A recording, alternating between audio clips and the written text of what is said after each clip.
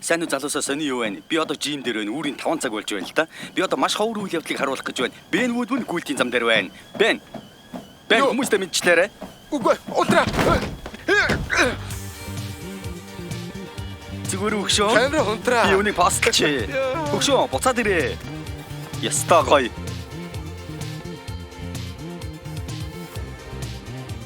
Заавал ярих хэрэгтэй тий.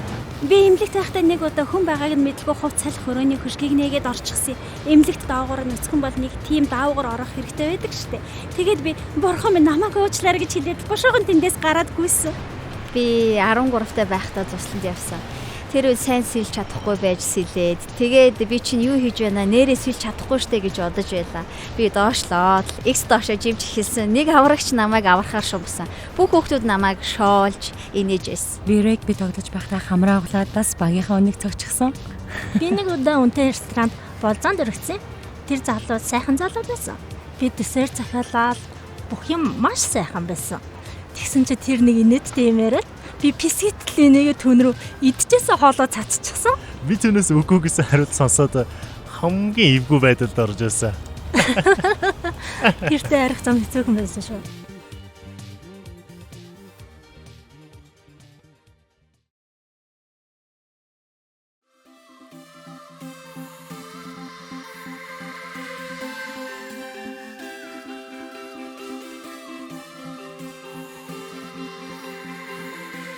Бид нэлийн хэдэн хоног хамтдаа байлаа. Харин чи альва хичээл сууж байгаа гэдгийг хэнийг нь хэлсэн үү? Ангийн найз нар, ажлын газрын хүмүүстэй эсвэл багийнхандаа ч юм уу. Ягаад гэвэл заримдаа энэ зүйлийг хуваалцах нь тимч таатай байдаггүй. Сайн уу Кал?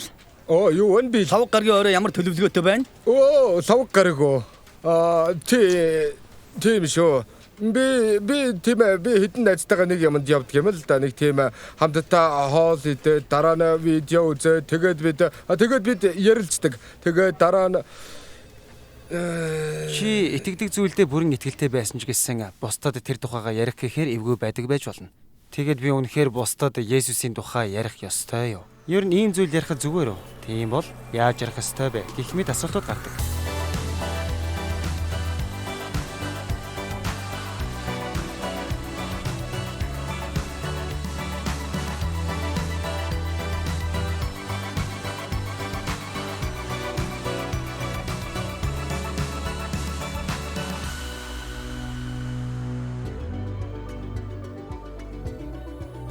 Зарим хүмүүс итгэл бол хүний хувийн асуудал. Өөрөө л дотроо итгэж байхад зүгээр, харин бусдад итгэлээ тулгын шаардах эсвэл ярьж болохгүй гэдэг. Тийм ээ, хэн нэгнээс Есүс Христийн тухай сонсон учраас л хүн Христэд итгэж болдог шүү дээ. Тиймээс яагаад Есүсийн тухай бусдад ярих ёстой гэж үү? Нэгдүгээрт энэ бол Есүсийн тушаал юм. Есүс яв бас хэл яв бас өр. Та нарт би амийг өгөхөөр ирсэн. Явж хүмүүсийг дагалдагч болго. Бас нэг шалтгаан нь Есүсийн тухай мэдээ хүний зүрхний гүндэх хэрэгцээтэй яв цав нийцдэг. Эзгүй арал дээр найзтайгаа хамт байна гэж бодъё. Тэр арлаар тэнүүчлэн идэх юм хайж явдал гинт ус жимс олвол яах вэ? Тэр даруй найзаагаа дуудаж идэх уух юм олсноо хийх байх.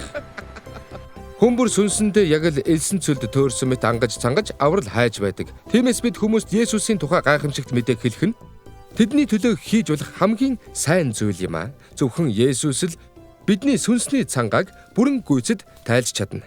Есүстэй харилцаа бидэнд амар тайван бас баяр хөөргийг өгдөг. Амьдралд маань утга учирыг өгдөг. Бурхан биднийг уучлан хайраар зүрхийг минь дүүргэж мөнхийн амийг өгдөг. Энэ бол бидний бусадтай хуваалцах сайн мэдээ.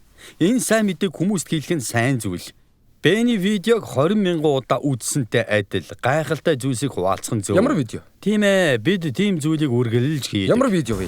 Дөөмөн энэ бол гар утас, энэ бол ирээдүйн үүнээс ичгүй утас гэж байхчгүй. Миний халаасан дотоос баг харагдахгүй үсттэй. Чи үүнээс нэгийг авах хэрэгтэй. Энэ бол ирээдүйн шүү. Ийм зүйлтэй байхад алгах шаардлагагүй. Кал, чандл гэж хэлэхэд чи Netflix-тэй бол Netflix-ээс өөр юу ч миний амьдрал ингэж нөлөөлж байгаагүй юм шүү.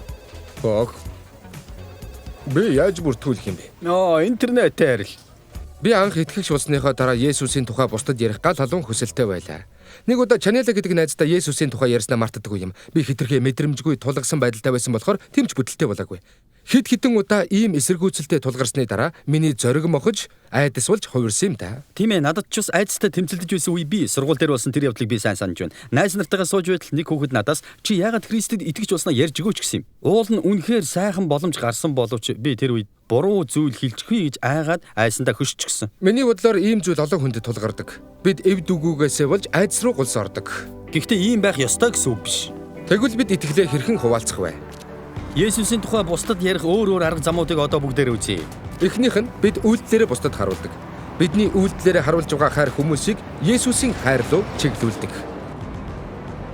Есүс бидэнд та нар бол газрын давс. Та нар бол ертөнцийн гэрэл. Хүмүүс та нарын сайн үйлсийг хараад Тэнгэр дэх эцгийг чинь алдаршуулахын тулд та нарын гэрэл тэдний өмнө тэнхүү гэрэлдэг гэж хэлдэг. Би хар тамхинд ондсон маш асуудалтай. Бас шоронд чорогдож байсан. Шоронд байхад авралын армийн нэг эмэгтэй намайг ирэхээр ирсэн. Би тэрнийг анхаарад за сүмийн хүн ирж илтгэл уншихна гэж бодсон. Би өөрийнхөө амьдралыг энэ хүнээс илүү мэднэ энтергээд л бодож байла. Харин тэр эмэгтэй юу ч яриаггүй. Орж ирээд намайг шууд л тэрч би чамд хайртай гэж хэлсэн. Надад хачин санагдаж байсан болохоор би гараач хөдөлгөөгүй бүр хөшөө шиг зогсчихсан. Яг л мансурч байгаа мэдрэмж төрж байсан шүү. Тэрний гарч явхад шоронгийн хаалга чихрэн хаагдах чимээг би сайн сандаг. Гэтэл гинэт миний өрөөнд бурхан харагдах шиг болсон. Бурхан бас намайг хоёр гараараа чангагчин тэврээд би чамд хайртай гэж чихэнд минь шивнэх шиг. Энэ бол би анх удаа бурханыг миний эсрэг биш байдгийг, надад ууралдаггүйг, надаас хол биш ойрхон байдгийг мэдэрсэн цаг мөч байла. Нэг тийм зүйл болсон. Яг юу болсныг үгээр тайлбарлахад хэцүү л дээ. Хин нэгэн гэрэл асаачих шиг л болсон гэж тайлбарлаж болох юм. Миний амьдралыг өөрчилсөн энэ зүйлийг ашиглан бурхан өөр хин нэгнийг аварна гэж би тэр үед мэдээгүй. Би энэ хоёр зүйлийг ойлгоод бүх амьдрал маань өөрчлөгдсөн. Энэ итгэл зөвхөн миний тухай биш гэдгийг ч ойлгож авсан. Би авралын айрамд 22 жил үйлчилж байна. Авралын айрамыг байгуулсан Уильям болон Кэтрин нарыг та нар сайн мэднэ дээ. Христ итгэл бодит үйлдэл байх ёстой гэж тэд сүм чуулгануудад заадаг байсан. Гэдэс өлсгөлэн хүнд чи сайн мэдээ номлож чадахгүй.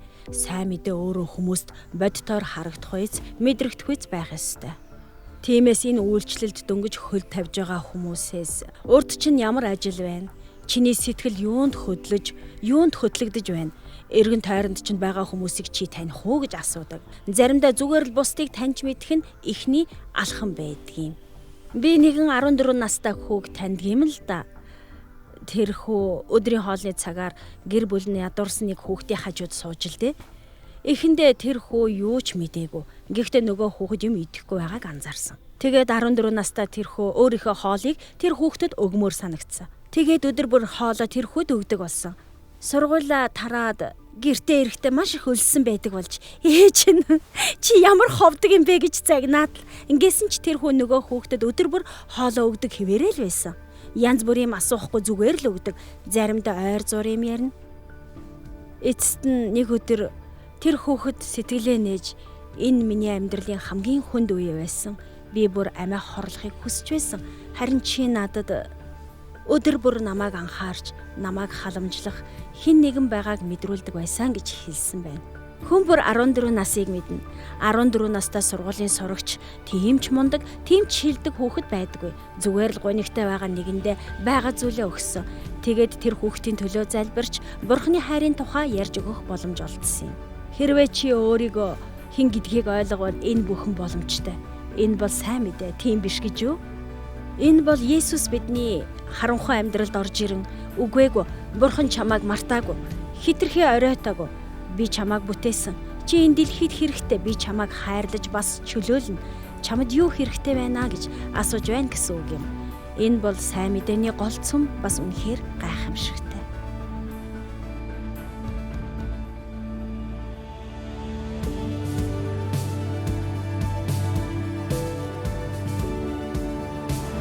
Тийм ээ. Монгол хүн бүр итгэлээ тохиглох ёстой. Шашин бүр таниулан сурталчлах үйл ажиллагаагаа явуулах хэрэгтэй. Тийм ээ. Сонсож байгаа Хүн дургуцахгүй л болох оо. Тийм ээ, асуудалгүй гэж бодож байна. Гол нь яаж гэдг нь л хамгийн чухал. Өөрийн итгэл үнэмшил шашнаа бусдад албан хүчээр тулгах нь тийм сайн зүйл биш гэж би бодож байна. Ялбтай л адилхан шүү дээ, тий. Ялбтэр хүмүүс өөр тохиолдсон зүйлээ хуваалцдаг. Хүн шашныхаа тухайч бас ярьдаг шүү дээ. Би ялбтартай. Хүн ярмаар байгаа зүйлээ ярих хэрэгтэй. Ялангуяа найз нөхдөдөө бүрч сайн дотны найз нөхдөдөө. Ер нь тэгээ хинч Хүн бүр өөрийн гэсэн түүхтэй. Хүн бүр тэр түүхээ хуваалцах хэрэгтэй. Би гимнастикчин байсан бол гимнастикчин гэдгээ чамд хэлнэ. Үүнтэй адил чи надад хэрцчин гэдгээ хэлж болно. Учрыг нь мэдмээр байвал би өөрөө аяндаа л асууна. Хүмүүс яаж амьдарч байгаанаа бурхан болон хүмүүстэй хэрхэн харьцаж байгаа л надад тэдний итгэл үнэмшлийн хамгийн сайн илэрхийлэл байдаг. Амьдрал өөрөө бидэнд гэрчлэн харуулдаг шүү дээ.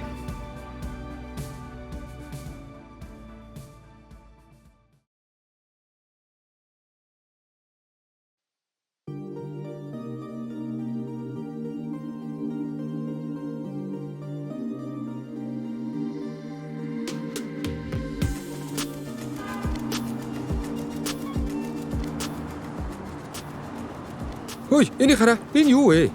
Энэ зүгээр л. Чи мэдэн штэ. Наашраа битгий санаа зов. Итгэлээ хуваалцах дараагийн арга зам бол Есүст итгэх нь зөв гэдгийг ойлгуулах. Төлөөлөгч Паул Есүсийн тухай заахдаа хүмүүст учрыг нь тайлбарлаж, Христэд итгэх сайн шалтгааныг үргэлж хэлдэг байсан гэж Библиэд бичсэн байдаг. 1-р Петрт найдварын чинь талаар асуух хүн бүрт хариу өгөхөд ямагт бэлэн бай. Гэхдээ дүлгөөн бөгөөд хүндэтгэлтэйгээр хариул гэж хэлсэн. Дүлгөөн бөгөөд хүндэтгэлтэйгээр харьцах нэг сайн арга бол хүмүүсийг сонсох. Ихэнх хүмүүс өөрсдөө илэрхийлээгүй байхдаа бусдыг сонсоход бэлэн биш байдаг. Мөн бид хүмүүсийг сонсохдоо бодол санааг мэдхийг чин сэтгэлээсээ хүсэх нь чухал. Энэ бол хүндлэл юм. Чамайг тэднийг хэр их анхаарч байгааг чинь мэдэх хүртлээр юу мэдэж байгааг чинь анхаарахгүй гэсэн үг байдаг. Тийм ээ. Хүмүүс чиний хэлж байгаа зүйлийг анхаарахгүй байсан ч гэсэн чи тэднийг анхаарч байгаагаа харуулахын хажуугаар юу мэдэж байгаагаа ч хэлж болно шүү дээ. Тэгээд тэд чамайг анхаарч байгааг чинь мэдснийхээ дараа чиний хэлж байгаа зүйлийг бүр илүү сонирхно. Яагаад гэвэл чи тэднийг анхаарч байна гэдг нь тэдний мэдэх хэрэгтэй хамгийн чухал зүйл байсан учраас. Гайхалтай хөгшөө. Чи энэгүй самбар дээр наах хэрэгтэй. Бэн үүнийг гайхалтай санаа гэж бодсон. Гэвч удалгүй энэ ухуулах самбарын ажил байнга амжилттай байж чадахгүйг ойлгосон. Санаагаа хинэн сайн тунхаглах тал дээр өрсөлдөөн маш их байсан байна. Бид итгэлээ хуваалцах 3 дахь арга зам бол сайн мэдээг тунхаглах. Матайн сайн мэдээнд Есүс бүх тосгоноор явж хаанчлалын сайн мэдээг тунхаглаж зарлаж байлаа гэж бичсэн байдаг. Сайн мэдээ гэдэг бол Есүс гэж хэмбэ? Тэр юу хийсэн бэ гэдэг тухай зарлан хэлж байгаа сайн мэдээ юм. Энэ бол Бурхан чамд хайртай. Чи уучлалыг нь хүлээн авч түүнтэй харилцаатай байж болно гэдгийг зарлаж байна гэсэн үг. Энэ бол хэн бүхний сонсож болох хамгийн сайн мэдээ. Ихэнхдээ хүмүүс сайн мэдээг анх сонсоод хувийн урилга гэж андуурдаг. Тийм ээ, энэ бол Есүсийн тухай юм. Тэр хүмүүстэй та нар сонирхож байвал наашир хаар гэж хэлдэг байсан. Тэгээд түүнийг дагсан хүмүүс найз нөхдөө наашир та нар үүнийг мэд хэрэгтэй гэж дууддаг байсан. Яг л ийм арга замаар чи бас өнөөдөр альфа хичээлд ирсэн. Чиний найз чамайг энд ирэхийг өрсөн учраас. Йоханны сайн мэдээний эхний хэсгээс бид энийг харж болно. Андрейг анх Есүс өөрөө урьж дагалдагч болгосон бол харин Андрей тэр даруй явж ах Петригээ олж Есүстэй уулзахыг урьсан байдаг. Энэ үнэхээр гайхалтай. Петр хүн төрлөختний түүхийн хамгийн нөлөө бүхий хүмүүсийн нэг болсон юм. Тэр анхны чуулганы удирдагч байсан. Чи Ром хотод очиод гигэн Петрийн талбайг үзвэл түүний ямар их нөлөөтэй хүн байсныг төвөггүй ойлгоно. Бид бүгдээрээ Петр шиг агуу зүйл хийж чадахгүй ч Андрегийн хийснийг лавтаа хийж чадна. Хүмүүсийг өөрсдөө ирж Есүстэй уулзахыг урьж бид чадна. Гэр бүл маань биднийг багаас минь их хамгаалдаг байсан л да. Дараа нь манайх Ванкувер руу нүүж тэнд би оюутан болсон. Тэгээд арих, тамхи, за үдшилэг, клуб гэдэл би хүмүүстэй байх дуртай, найз нөхөдтэй байх дуртайг тэд анзаарсан. Тэгээд тэд надаас асуусан. Ер нь бараг ажил авсан л гэсэн үг л дээ. Би хүмүүсийг клубт өрөх ажилтай болсон. Би ойролцоогоор 20-с 100 хүн авчирдаг байсан л да. Би энэ ажилд том дуртай байсан. Би клубт дуртай, ямар нэг хамт олонны нэг хэсэг байх дуртай болохоор тэр байхаа. Маань нэг үе сэтгэлийн гүнзгий хямралд орсон. Заримдаа бүр хүндэрч амиа хорлохыг хүртэл хэд хэдэн удаа оролдож байсан. Түүний нэг танилан түүнд Хорхе би чамайг юуны дундуур явж байгааг ойлгож байна. Чамд тус болох эсхийг би баттай хэлж чадахгүй ч альфа хичээлд яваад үзээч Яагаад зүгээр очиод үзэж болохгүй гэж хэлсэн. Аав маань урд нь сүмч болгонд огт явж үзээгүй ч гэсэн түүний урилгыг хүлээж авсан. Тэгээд амьдралаа Христэд өгсөн. Тэр цаг надад одоо ч тодхон санагдаж байна. Аав маань ширийн суугаад юу гэж би та нарт нэг юм хэлмээр байна. Би Бурханаас уучлалыг үнэнхээр хүлээж авсан. Одоо та нараас уучлалгүймээр байна гэсэн. Тэгээд аав ээжээс уучлалгүйж тэр өдөртөө гэртээ буцаж нүүжирсэн. Түүний амьдрал өөрчлөгдөж тэр өөр хүн болсон байсан. Тэр гэрэлтэж байсан. Аав надад "Дори, би чамайг чуулганд очиж үзээсэй гэж хүсэж байна" гэж хэлсэн. Даваа гарагийн орой байсан байх. Би альфа хичээлд очиж үзсэн. Анхны удаа байсан болохоор жаахан хойгоор суугаад л болгоомжлсон байдалтай байсан. Хэрвээ гараа өргөөд бурханд хандан хайртайгаа хэлэх юм бол яах болоо гэсэн бодол төрж би танд хайртай гэж анх удаага хэлсэн. Тэгээд хин ч харахгүй гэж бодоод хоёр гараа дээш өргөж бурхан минь би танд хайртай.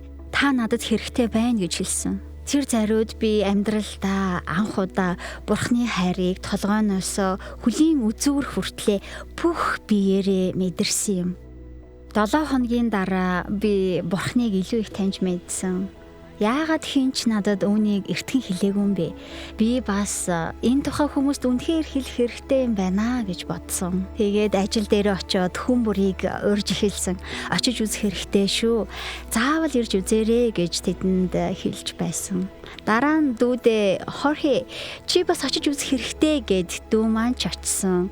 Бурхан бас түүнд хүрч амьдралыг нь өөрчилсөн. Тэр жил бас ээж маань очиж үзээд бурханд амьдралаа өгч өөрчлөгдсөн. Дараа нь аав ээж хоёр маань Мями руу өвөө эмээ дээр очихоор явсан юм. Тэгээд тэд өвөө эмээ хоёрыг бас чуулганд аваачиж тэд бас Есүс Христэд итгэсэн. Тэгэхээр нэг хүнд өгсөн урилга эдгээр бүх зүйлийн эхлэл болж чадсан юм. Энэ бүхэн надад урам зориг өгсөн. Нэг хүн аавыг минь бурхантай харилцаатай болохыг урьснаар би хүртэл өөрчлөгдөж эхэлсэн. Тиймээс би бас хэн нэгнийг яагаад урьж болохгүй гэж. Иохан 9-р бүлэгт Есүстэй уулзаад эдгэрсэн хараагүй хүний тухай гардаг. Хүмүүс түүнээс "Хэн чамайг эдгэсэн бэ? Одоо хаана байна? Яаж эдгэсэн бэ? Тэрнийг одоо хаанаас олох вэ?" гэд олон зүйл асууж шалгаасан. Харин тэр юу ч хариулж чадаагүй. Тэр зүгээр л Есүс түүний төлөө юу хийснийг хэлсэн. "Би урд нь сохор байсан, харин одоо харж байна" гэж тэр хэлсэн. Бид бүгдээрээ адилхан. Есүс чиний амьдралд юу хийж өгснийг бусадтай хуваалцахын тулд бүх асуултанд хариулах хэрэггүй. Есүсийн чиний амьдрал хийсэн өөрчлөлтийг найз нөхөд чинь анзаарна. Энэ нь сайн мэдээний тухай яриа өрнүүлэх нэг нааштай алхан болдог. Найз нөхөд маань ч бас Бурхны хайрыг мэдэрч байгааг харах үнэхээр сайхан байдаг шүү. Сайн мэдээг хуваалцах 4 дахь болон 5 дахь арга зам бол ариун сүнсний хүч ба залбирал юм. 1-р Тесалоник номонд Паул "Учир нь бидний сайн мэдээ та нарт зөвхөн үгээр бус мөн хүч ба ариун сүнс дор бүрэн баталгаагаар очсон" гэж бичсэн байдаг. Тиймээс итгэлээ хуваалцах нь мэтгэлцээнд ялах тухай ерөөсөө биш. Энэ бол ариун сүнсний хүч чадлыг мэдрэх, Бурхны хайр бидний зүрхэнд цутхан орж ирэх тухай юм. Тийм ээ, зөвхөн Бурхан л хүний амьдралыг өөрчилдөг. Тиймээс л залбирал сайн мэдээг хуваалцахад маш чухал үүрэгтэй. Миний найз Тара найз нарынхаа төлөө хэрхэн залбирч байгааг хараад би урам зориг ордог. Тэр халаасандаа үргэлж нэг жижигхэн цаас хийж явдаг. Нэг удаа тэр цаасыг нь харахад дүүр нь нэрс бичсэн байсан. Нэр нь бичигдсэн найз нарыгаа тэр Есүсийг таньж мэдээсэй гэж залбирдаг. Үүнийг хараад би ч гэсэн найз нарынхаа төлөө залбирч эхэлсэн юм. Тэр үед би ахлах ангийн сурагч байсан болохоор ангийнхаа монтаж зургийг ашиглахаар шийдсэн. Тэгээд орой унтахын өмнө, хичээлдээ явахын өмнө зургийг нь харж байгаад хэд хэдэн хүүхдийн төлөө залбирдаг байлаа. Жаред гэдэг найзынхаа зургийг хараад түүнтэй би теннисийн багт хамт тоглож байхдаа итгэл болон Бурхны тухай яриа өрнүүлдэг байснаа сансан юм. Тиймээс би түүний төлөө өдөр бүр залбирх болсон. Хэдэн сарын дараа Жаред найз маань нэг өдөр сургууль дээр надтай уулзсан Есүсийг дагах шийдвэр гаргасан. Түүний амьдрал тэр цагаас хойш үрд өөрчлөгдсөн юм. Тиймээс л бусдын төлөө залбирх нь үнэхээр чухал.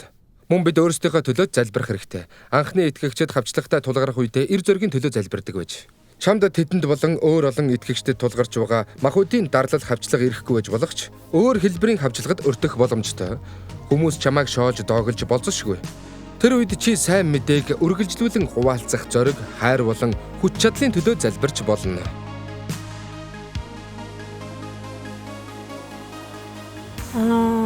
Тэд ядуу хүмүүс туслах, халамжлах зэргээр эрх сайн нөлөө үзүүлэх хэрэгтэй шүү дээ. Хайр, инрэл, инрэнгийн сэтгэл. Нийгэмдээ тусдаа зүйл хийх, Христэд итгэгчид хэтэрхийх номлодог юм шиг санагддаг. Бид бусдыг хайрлан инэрч, ээлдэг, зөөлөн ханддаг байх хэрэгтэй. Хайрыг амьдралдаа илүү ихээр бусдад түгээх. Христэд итгэгчдийн өршөөнгүй занг ярих хэрэгтэй. Тэд их амархан уучилдаг, бас хайр халамж сайтай. Өршөө хайрл гэж Библиэд заасан байдаг. Гэтэл олон итгэгчид тийм байж чаддаггүй. Христэд итгэгчид чи хаанаас ирсэн хамаагүй. Чи бол миний хөрш гэсэн сэтгэлгээг илүү сайн ойлгох хэрэгтэй юм шиг л санагддаг. Тэд Христийг дагдаг харуулахыг хүсдэг тийм биз дээ. Тэгээд дагаач дээ.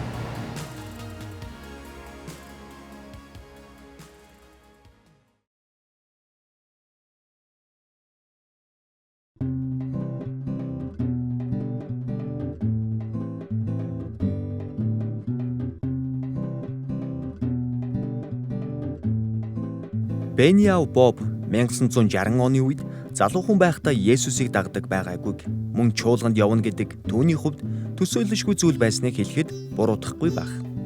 Нэгэн өдөр Боб галзуу дэв гэдэг найзтайгаа хамт марихуана татчихад хотоос гарч ууланд алхахаар шийдэж замдаа гарчээ. Хэдхэн хормын дараа тэдэнд аз тохиож мөн л адал явдал эргэн яваа хоёр залуугийн машинд дайгдахаар болов. Тэд бүгд баяртай байлаа. Гэвч Боб галзуу дэв хоёрыг замын турш юу хүлээж байгааг тааварлсан ч үгүй. Төдөө дулгүй жолоо барьж явсан залуу Бурхны тухай тэдэнд ярьж эхлэх нь тэр. Бурхан хорвоо дэлхийг үзэгсэлнтэйгээр бүтээсэн боловч хэрхэн эвдэрсэн тухай ярьж гин. Тэгтэл залгуулаад хажууд нь сууж явсан найз нь Бурхан хүмүүсийг аврахаар цорын ганц хүү Есүсийг илгээсэн гэв. Тэр дөрөв бүтэн 2 цагийн турш ярилцсны эцэст зам салах цаг нэгэнд болжээ. Боб дэв хоёр машинаас буугаад дэв пис хийтэл инээж. Тэд одоо юугаа яриад байна? Намайг галзуу гэж бодсон юм байх та. Харин Боб зүгээр л нэмсгэллээ. Учир нь тэр дотроо энэ бол түүний сонссон хамгийн эмгэн хэрнээ гайхалтай түүх байна гэж боджээ. Үүнээс хойш нэг их удалгүй Боб бас нэгэн салаа замын өмнө ирхэн тэр. Энэ удаа тэр зүрх сэтгэлдээ Есүсийг дагаж Бурхантай харилцаатай болох тэр замыг сонгосон юм. Өдийг хүртэл Боб богинохон хугацаанд танилцаад явахдаа ярьсан зүйлс нь хэн нэгний болон түүний дараах үеүүдмийнхэн амьдралд хэрхэн нөлөөлснийг хизээч мэдэлгүй салан одсон тэр хоёр залууг мартдаггүй гин. Есүсийн тухай ярьсан зүйл чинь үр нөлөөгөө өнгөрнө гэж байхгүй. Тиймээс бүү буужиг. Сайн мэдээ бол Бурхны хүч чадал юм. Тиймээс чи алхам хийж сайн мэдээг бусад хүмүүстэй хуваалцаж эхэл. Бэрхшээл саад тулгарсан ч бусдыг Есүст итгэж байгааг хараад баяр хөөргийг бас мэдрэх болно. Есүс Христийг таньж мэдхээс илүүтэйгээр хүний амьдралыг өөрчилж чадах өөр юу ч би мэдэхгүй.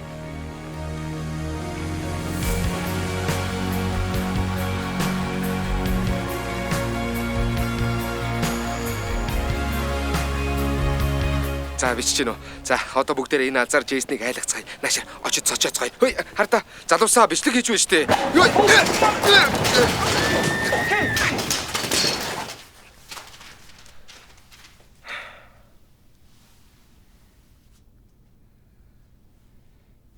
Та нар ингэсэн үү?